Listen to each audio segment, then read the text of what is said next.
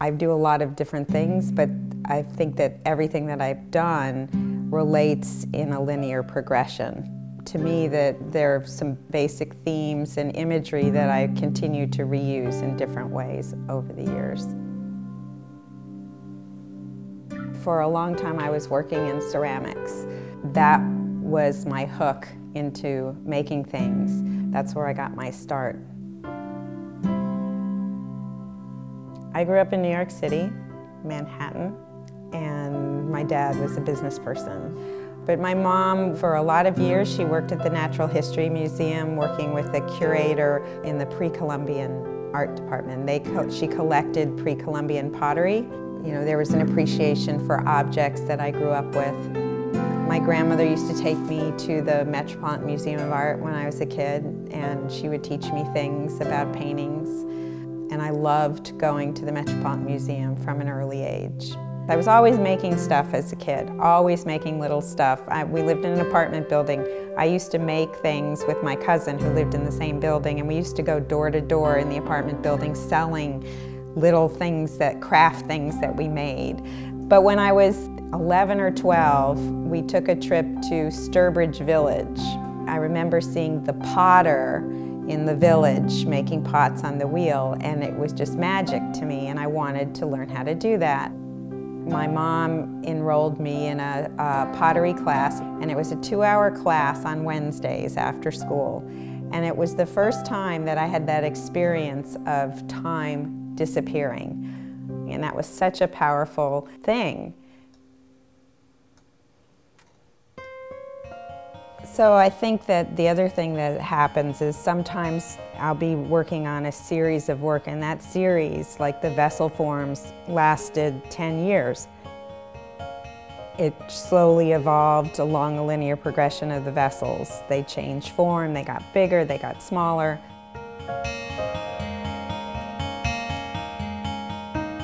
And then I moved from that to this other figurative form, also sculpting them in clay, also painting on the surface.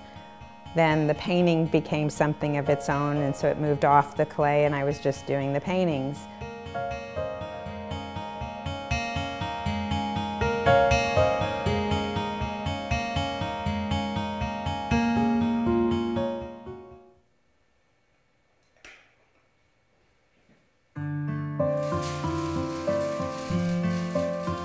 Sometimes I'll take a tangent off to the side because I become interested in a process.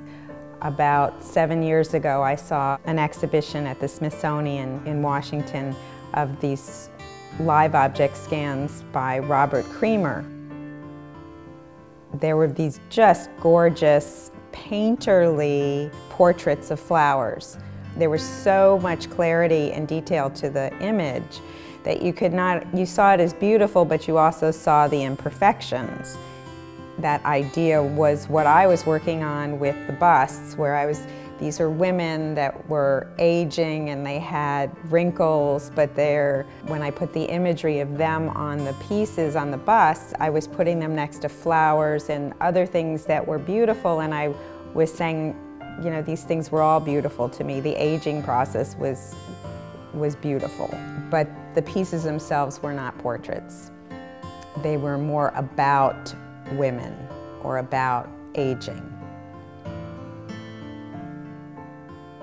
There was a description of how he did them using a scanner.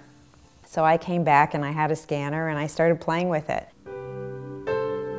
I build basically a sculpture of objects that are glued together, and then I have a framework over the scanner that I can hang things from if I need them to be at different heights, again, playing with that space. But I've been using light and bouncing light off to suggest a deeper space than is actually there to create a mood.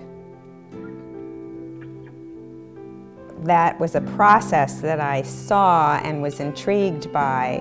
And as I developed it, it then started to talk more about these same things that I've been talking about. But initially, I was attracted to it for the process.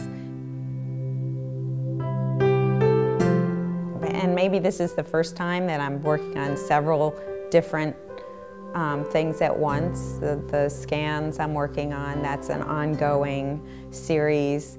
I'm working on the paintings. That's an ongoing series. I'm teaching a course right now in ceramics in large-scale sculpture at UMass.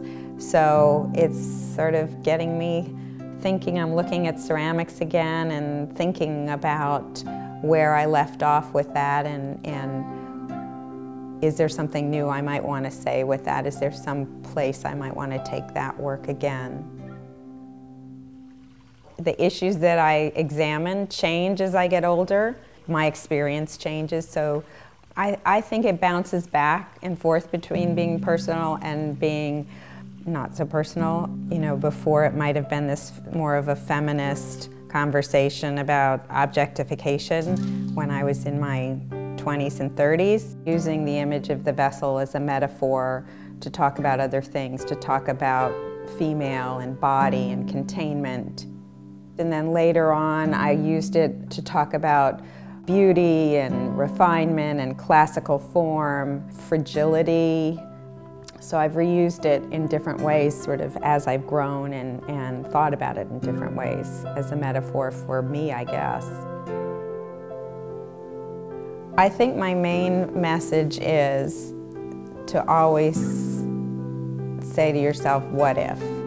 What if I did this? What if I pushed it this way? What if? And I think that's what I'm asking myself in the studio all the time. I just want to try another material. I just get excited about the process. It's also, I get challenged by trying a new material. And I think that the older I get, the more I realize I don't know, and there's so much I want to learn. Yeah, there's one more thing you want to try. You're driven by whatever you make not being exactly what you wanted it to be, so you go at it again and try to get there. That pushes me forward. That's what keeps you going.